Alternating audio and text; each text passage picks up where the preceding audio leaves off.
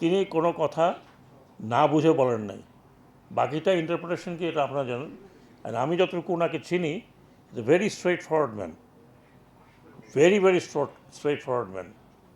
যা বলার মানুষের মুখের উপরে বলার মতো লোক। হ্যাঁ, so I have lot of respect for him. উনি কী বলেছেন না বলেছেন সেটা ব্যাখ্যা আমি দিতে পারবো না।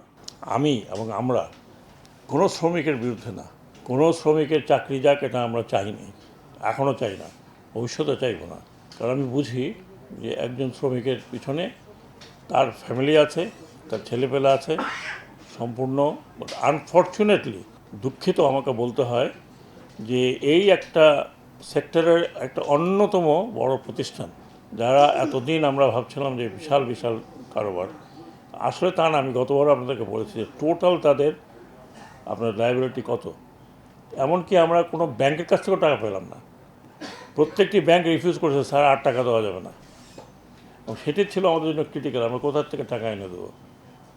আলটিমেটলি আমরা জোগাড় করতে পেরেছি যে যা সম্পূর্ণ হিসাব কিতাবে যেটা বলা হয়েছে সেই টাকাটা আমরা জোগাড় করেছি, এবং ইনশাল্লাহ মধ্য রোজার আগেই সবাই পেয়ে যাবেন। একই সাথে শ্রমিক ভাইদের একটা কথা বলতে চাই, আপনাদের কিন্তু এমন না যে আমরা আপনাদের কথা চিন্তা করি নাই। আমাদের সাথে আপনাদের কোনো কোনো কোনো কোনো বৈরিতা নেই। আমরা একটা দেশ লুটপাট হয়েছে, সেই লুটপাটের জায়গাটা আপনাদের সামনে রেখে তুলে ধরলাম, এবং সেই লুটপাটের টাকা কোথায় গেছে তাও আমরা জানি না।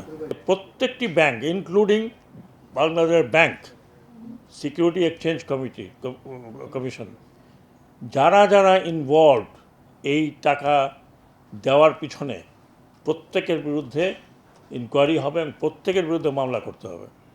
এটা কিন্তু দ্ব্যর্থহীন ঘোষণা কালকে আমার তরফ থেকে গিয়েছে, এবং এটা আমাদের মিনিটসের মতো লেখা আছে। তো দেয়ারফর এটা মনে করেন না যে লোকজন চলে গেছে, যারা কাউ তো বিদেশে গেছে।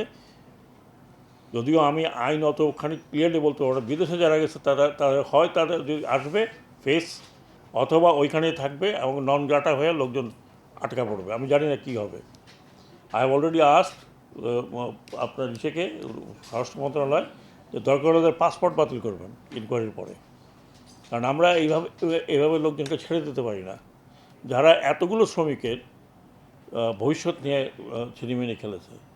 তারা তো শান শওকতে এইখানেও আছে, বিদেশেও আছে, সবাই সব জায়গায় আছে। তো আমি যেটা বলতে চাচ্ছি, আমরা এই অন্তর্বর্তীকালীন সরকারের কেউই কিন্তু শ্রমিকের বিরুদ্ধে না।